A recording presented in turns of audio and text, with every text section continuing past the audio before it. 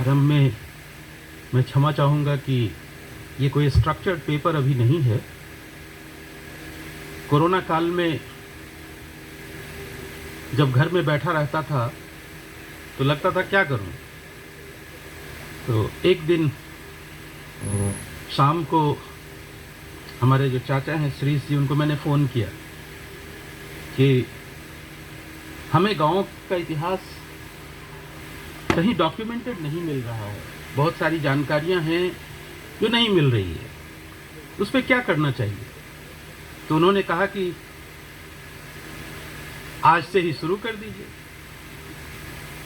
फिर मेरे बड़े भाई हैं, उनसे मेरी बात हुई उसी के बाद, तो उन्होंने काफ़ी सारे स्रोत भी बताए और कहा कि शुरू कर दीजिए। उसी समय में मैं जब अपने ससुराल गया था, मेरा ससुराल एक प्रसिद्ध गांव है, हालांकि वो उस गांव में रहते नहीं हैं, लेकिन उन्होंने अपने 31 जनरेशन को एक छोटी सी कविता में सारे जनरेशन के जो मुख्य व्यक्ति थे उनके नाम के साथ मेरे जनरेशन तक उन्होंने उसमें दिखाया है। तो मुझे लगा कि अगर वो 31 जनरेशन को ट्रेस कर सकते हैं तो मुझे भी अपने गांव में कुछ ट्रेस करना चाहिए। और इसी को और उसके बाद उन्होंने एक दूसरा लिस्ट मुझे दिया जिसमें उन्होंने अपने पूरे गांव के जितने पीढ़ी, कोयलक गांव जो जब से बना है उसके जितने पीढ़ी हैं और जितने व्यक्ति हुए हैं वहां, उनको ट्रेस किया है उन्होंने। तो मुझे लगा कि मेरे ससुराल वालों ने कुछ किया तो मुझे भी कुछ करना चाहिए। वो एक आरंभिक घटना थी।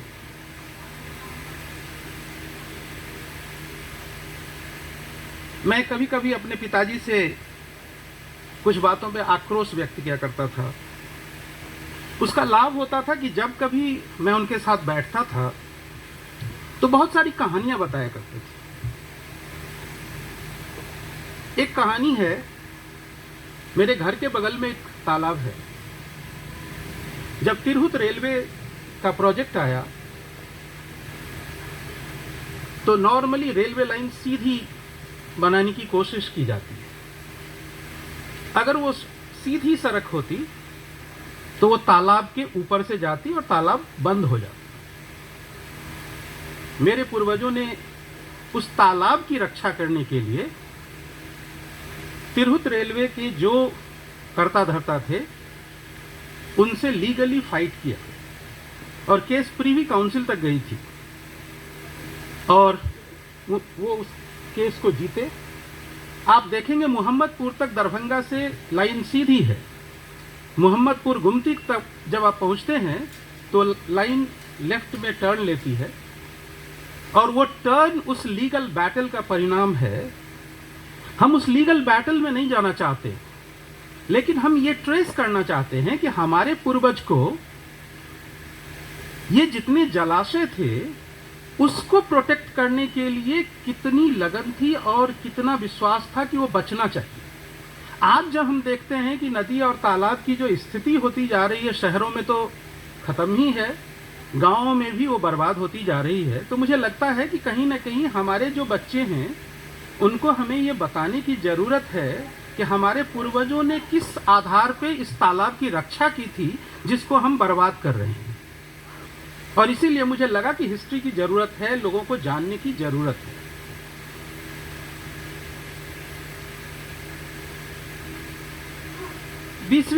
19वीं और 20वीं सदी की घटनाओं का प्रदीप जी ने भी चर्चा किया है। श्रीश जी के पिताजी चर्चा करते थे जिसको उन्होंने किताब में भी लिखा है।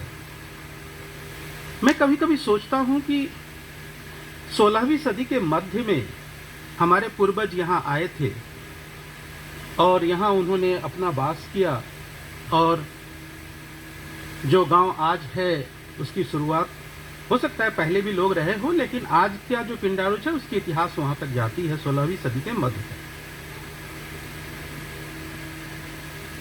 प्रदीप जी ने लिखा है अपने आलेख में कि हुमायूं बादशाह अपनी यात्रा के दौरान हमारे पूर्वज के ज्योतिषी गणना से इतने प्रभावित हुए थे कि उन्होंने जमींदारी दी थी। हमारे पूर्वज उस समय में 16वीं सदी के मध्य में ज्योतिषी गणना के इतने जानकार थे, इतने विद्वान थे, तो 16वीं सदी के मध्य से 19वीं सदी तक क्या हुआ कि हम शिक्षा के क्षेत्र में, मैं जब नाम खोजता हूं, मैं और गांव का नाम देखता हूं तो बहुत सारे महामहोपाध्याय मिल जाते हैं, बहुत सारे लोगों का नाम मिल जाता है, लेकिन हमें 19वीं सदी के मध्य तक इस प्रकार का नाम नहीं मिलता है। हमारे एक पूर्वज संस्कृत का अध्ययन किए, गांव में उन्होंने एक पाठशाला खोला था, लेकिन उस जगह को अभी भी हम चौपाट बोलते हैं, चौपाट। वो इतिहास है, लेकिन वो बहुत कम समय तक चला और वो यहाँ से देवघर गए, फिर उधर ही रह गए, उनका देहांत भी उधर ही हुआ। तो उस पीरियड में यहाँ शिक्षा का क्या हुआ? और हमारे गांव ने, ऐसा नहीं है कि कुछ नहीं किया होगा उस पीरियड में, तो प्रसिद्धि कहाँ से आई? उसके स्रोत क्या हैं? कहाँ से मैं खोजूं? पुराने लोग अब हैं नहीं, नए लोगों से बात करता हूं तो कुछ जानकारियां आती हैं, लेकिन मेरा कभी कभी मैं फंस जाता हूं कि चूंकि मैं उस परिवार का पार्ट हूं, अगर आज मैं उसकी कहानी को लिखता हूं जिसका कोई एविडेंस मैं नहीं दे सकता हूं, केवल सुनने के आधार पर मैं कह सकता हूं, तो मैं अपने आप को कैसे पोजीशन करूं जिसमें मैं ये कह सकूं कि जो मैं बात कह रहा हूं उस बात पे कैसे विश्वास किया जा सके। चूंकि मेरा हिस्ट्री में कोई बैकग्राउंड नहीं रहा है, ये मेरी अपनी एक जिज्ञासा है जिसके आधार पे मैं काम करना चाहता हूँ। ये मेरे पास अभी भी क्वेश्चन है जिसका मैं आंसर खोज रहा हूँ। जो अभी वर्तमान में गांव है पिंडारुच का, वो पूरा गांव नदी के उस पार हुआ करता था। हमें जैसे पता है कि एक बार आग लगने की कभी घटना हुई थी, जिसके बाद कुछ लोग नदी के इस पार आए, उसके बाद फिर जो उस पार के लोग थे उनमें आपस में विभाजन हुआ, तो कुछ लोग इस पार आ गए। लेकिन मैं जब अपने लिंग्विस्टिक्स नॉलेज को देखता हूं तो मैं ये सोचता हूं कि एक ही परिवार के लोग दो डायलेक्ट कैसे बोलते थे, क्योंकि आज के दिन में भी हमारे गांव में दो डायलेक्ट बोली जाती है। एक ही परिवार के लोग रहे, कोई ज्योग्राफिकल डिवीजन बहुत बड़ा नहीं है, लेकिन ये है। मैं बता तो एक साधारण सा एग्जांपल देता हूं।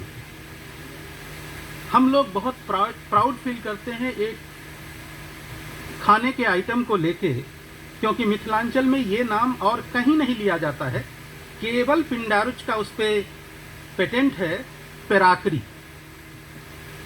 लेकिन नदी के इस पार वो पिरुकिया है। ये ठीक है कि मेरे बाद के जनरेशन उसको गुजिया ही रहेगा और वो एक नया कल्चर होगा जिसमें न तो पेराकरी होगा न पिरुकिया होगा, ये गुजिया हो जाएगा, क्योंकि गुजिया एक पैन इंडियन आइटम है, शेप चूंकि सेम है तो लोग उसको अडॉप्ट कर रहे हैं। उधर के लोग, नदी के उस पार के लोग, मेरे जनरेशन तक अपने पिताजी को, अधिकांश फैमिली में जितने को मैं जानता हूं, मेरे जो 50 वर्ष से ऊपर का अनुभव है, अपने पिताजी को दादा कह के संबोधन करते। लेकिन नदी के इस पार पिताजी को दादा कह के संबोधन करने का परिपाटी नहीं रहा है, वो बाबू कह के, बाबूजी या बाबू कह के संबोधन करते हैं। ये वेरिएशन कहां से शुरू हुआ और क्यों शुरू हुआ? मॉर्फोलॉजिकल डिफरेंसेस भी है, फोनोलॉजिकल डिफरेंसेस भी है। आपको उधर अपने से ऊपर के जनरेशन को हऊ रई गई संबोधन नहीं मिलेगा, जबकि इधर आपको मिलेगा। ये कहां शुरू हुआ और क्यों शुरू हुआ,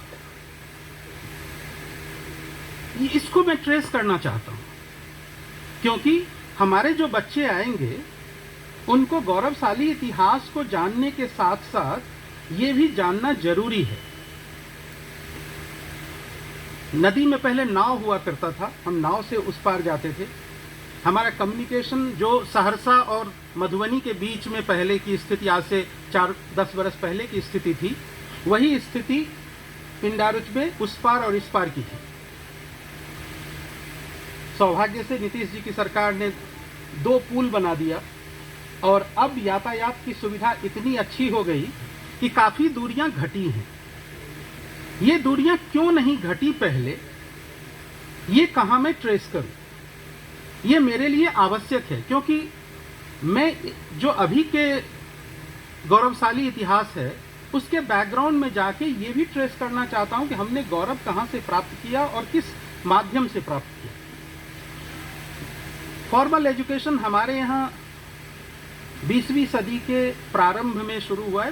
पहला जो स्कूल यहाँ शुरू हुआ था वो 1930 में फॉर्मली ओपन किया गया था, लेकिन यहाँ के लोग उस स्कूल को शुरू करने के तुरंत बाद ही गर्ल्स स्कूल की भी कल्पना किया और उन्होंने गर्ल्स स्कूल भी एस्टैब्लिश किया। और इसीलिए स्कूली शिक्षा, खास करके जो उच्च वर्ग के लोग यहाँ थे, उनके यहाँ लड़कियों को स्कूली शिक्षा कोई नई बात नहीं है, वो 20वीं सदी के शुरू में ही शुरू हो गया था। उच्च शिक्षा में काफ़ी बाद में लोगों ने शुरू किया है, क्योंकि हमारे यहाँ कॉलेज नहीं था और कॉलेज भेजने की परिपाटी नहीं थी।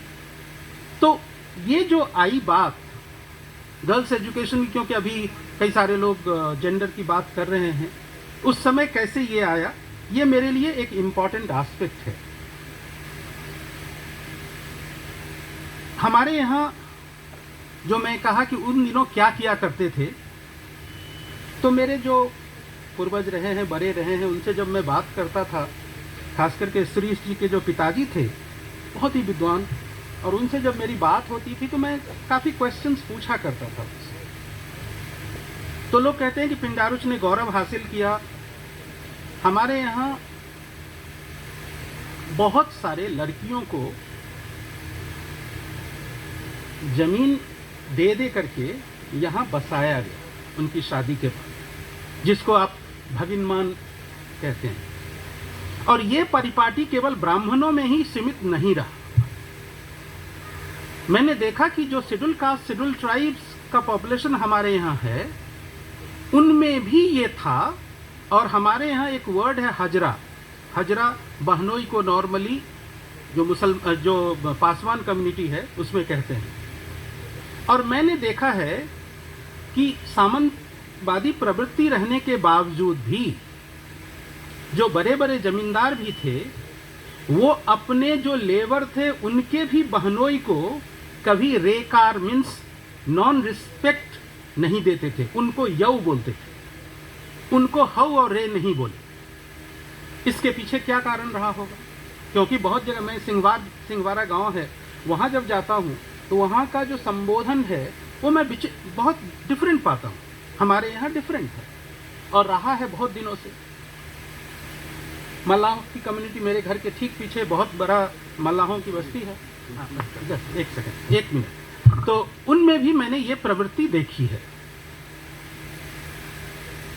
मैं ये देखना चाहता हूं कि उन लोगों का भी कंट्रीब्यूशन कैसे रहा है इस प्रतिष्ठा को बढ़ाने में। तो जब वो शादी और ये करके बाहर के लोगों को यहाँ लाए, उसका क्या इम्पैक्ट हुआ और वो कैसे कंट्रीब्यूट किया, उसको भी मुझे देखना है। इन सारी बातों को जब मैं देखने का कोशिश करता हूँ तो मुझे कभी न कभी अपने पोजिशनिंग पे थोड़ा सा क्वेश्चन होता है। और चूंकि मैं इतिहास का छात्र नहीं हूँ, इसलिए आरंभिक स्टेज में हो सकता है कि ये क्वेश्चन थोड़ा अधिक मुझे परेशान कर रहा हो।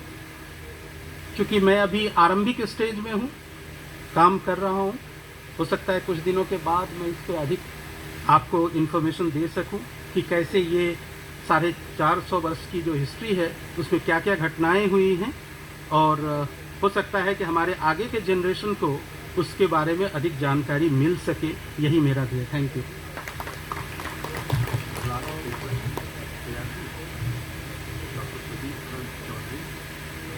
constructing folk history, a study of ancestral worship in the folklore of Bihar.